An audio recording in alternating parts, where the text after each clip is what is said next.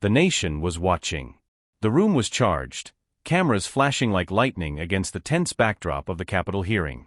Alexandria Ocasio-Cortez sat forward in her chair, eyes blazing, her voice sharp enough to cut through the thick political air. "You've had your say, Governor," she said, leaning into the mic, her tone carrying a dagger's edge. "Sit down, boy." Gasps rippled through the chamber. A few aides froze mid-step. In that moment, it wasn't just a clash of political ideals, it was personal. Millions would later replay the clip, analyzing every blink, every twitch, every inhale. Greg Abbott, the Texas governor known for his fiery speeches and unyielding stance, didn't immediately respond. He sat there, still. And then, he smiled. It wasn't a smirk of arrogance, but the kind of smile someone wears when they've lived through storms far greater than insults.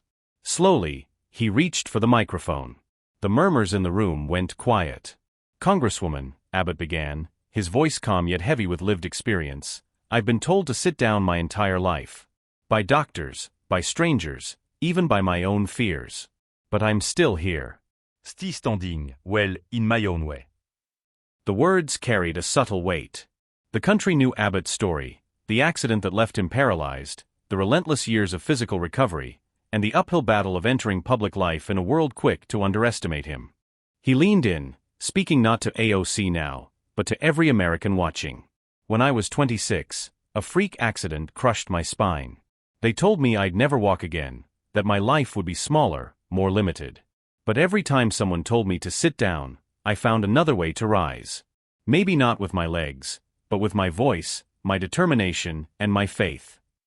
The room was silent except for the faint clicking of cameras. Abbott's eyes were steady on AOC, but his words reached far beyond her. "Congresswoman, I will not sit down, not in spirit, not in purpose, because this country needs leaders who stand for what they believe in, even when the world tries to silence them." Something shifted in the room. Even those who disagreed with Abbott politically couldn't deny the sincerity in his voice. AOC's expression softened for just a fraction of a second, but she quickly masked it, crossing her arms. Abbott, however, wasn't done. "This isn't about red or blue," he said, looking around the chamber. "It's about the millions of Americans who get told they're not enough. The single mother working 3 jobs who's told to stay in her lane. The young man in a wheelchair who's told his dreams are over. The factory worker replaced by a machine and told to accept it." He paused, his voice deepening.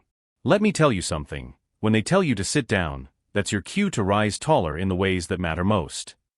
The room erupted, not with the typical partisan applause, but with something rarer in politics, genuine respect. Some stood, some clapped quietly, and some simply watched, thinking about their own moments of being told to step aside. Outside the chamber, the clip spread like wildfire. News channels scrambled to broadcast it. Social media lit up, not with the usual venom of political bickering, but with stories from everyday Americans. Veterans who were told they'd never adjust to civilian life. Cancer survivors who were told to prepare for the worst. Immigrants who were told they'd never belong. They all shared a common thread: they didn't sit down. Days later, Abbott was interviewed about the viral moment. A reporter asked him if he thought AOC should apologize. He shook his head. "This isn't about demanding an apology. It's about turning moments of disrespect into moments of resolve. We don't always control what's said to us, but we can always control how we respond." His answer struck a chord. Suddenly, the debate was less about the insult and more about the lesson, about resilience, dignity, and rising above. Weeks later, Abbott received a letter from a 14-year-old girl in Ohio. She had been born with a rare condition that left her in a wheelchair. "I saw what happened," the letter read. "Kids at my school tell me I'm broken.